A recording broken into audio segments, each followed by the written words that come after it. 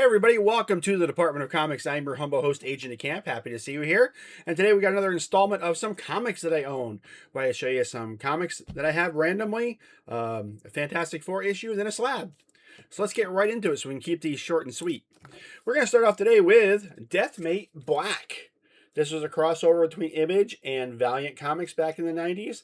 This issue here actually had the first appearance of the team Gen 13.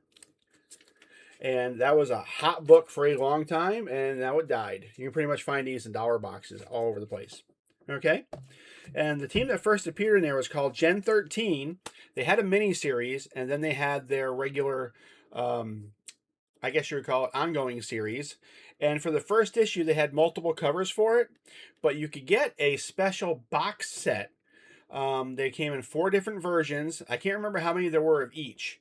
But there's a special chromium cover inside the box set that you can only get in the box set. Okay. And each set, there was one that was signed by Jim Lee, the creator of Gen 13. Then there's one signed by Michael Choi, I think his name is, the writer.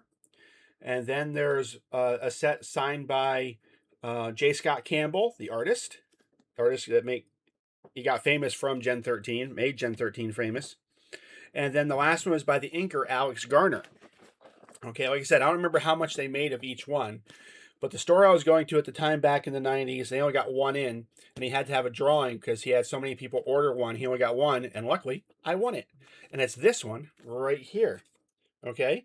You can see it's a little embossed thing there. It says Gen 13. Oh, here it is. It says there's 1,500 of them. Because this is number 1128 of 1,500. And this is the Alex Garner version, the inker. Okay, now in this, there was a slip case. So you had this part here come off. As it slides off, there we go. Okay, then in here we had like a sideways slip case. Okay, that you would pull aside like this.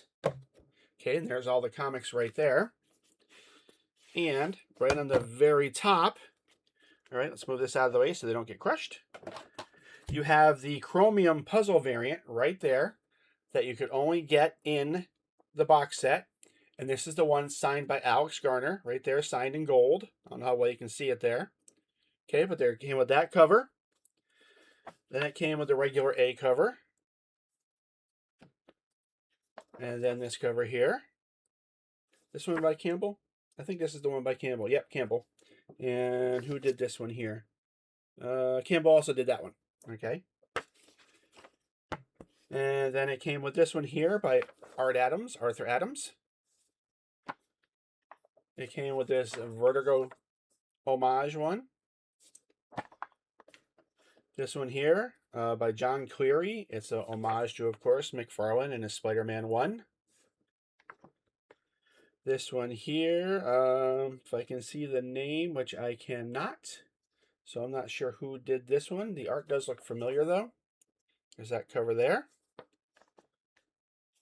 There's this one here. This one here is a playoff of the Rolling Stone Janet Jackson cover. We have the Gen 13 bunch, which is from the Brady Bunch, which a lot of people nowadays probably have no idea what that means. We had the Gen 13 dress-up variant. Back in the 60s and early 70s, I think even in the 50s, they would have little cutouts where you could dress up the people differently. So that was that one. Then we have the heavy metal style variant right there. This one is it by Bisley? Yep, Bisley. There we go. We have this one here, which is the Pulp Fiction movie poster variant. And then we have the blank sketch cover variant. There we go. And that's what you would get in the Gen 13 box set. They came with an autographed book. Like I said, Alex Garner, this one says it was 1,500 of them. I'm not sure if it was all 1,500.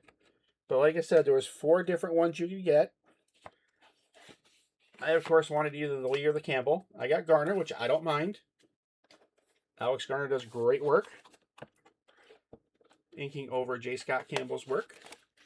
There we go. Put that back in there. And then this. back in here. There we go. And all back to normal. Okay, the Fantastic Four issue I'm going to show is I was going to show this one here, which is issue number 332, which has Sue Richards, a little bit all beat up there and saying who could have done this to her. And this whole book here is basically a dream sequence movie because they're all in stasis tubes. I think it's from Aaron the Watcher that did it, and Dragon Man's there and everything. And they're thinking back to when there's an issue earlier by John Byrne where Franklin Richards, their son, made himself grow up with his mutant powers, but he couldn't remember who he was. And that book is actually right here. So this cover is a slight homage to this cover, the original one, right here. Childhood's End. This is one of my favorite John Byrne covers right here. Because Sue is like one of the most powerful characters in the Marvel Universe.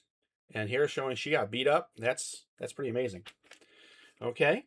And then the slab we're going to show today is, this is from the New 52, Swamp Thing #1 in a 9.4. Once again, as I usually say, this is not something I would normally buy. So I won this in something, or got it super cheap, one or the other. But I don't mind having super cheap slabs.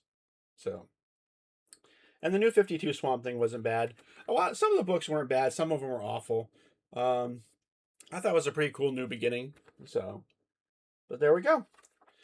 So there we go for this installment of some comics I own. So what do you think of them? How about leaving me a comment, liking the video, telling a friend about it, subscribing to the channel if you haven't already, checking out the eBay page, Gotham City ENT, got some great deals on there. And also in the description, I left a list of some of the YouTube comic book channels that I personally like to watch. So check them out and give them some love. Okay? So until next time, keep reading those comics.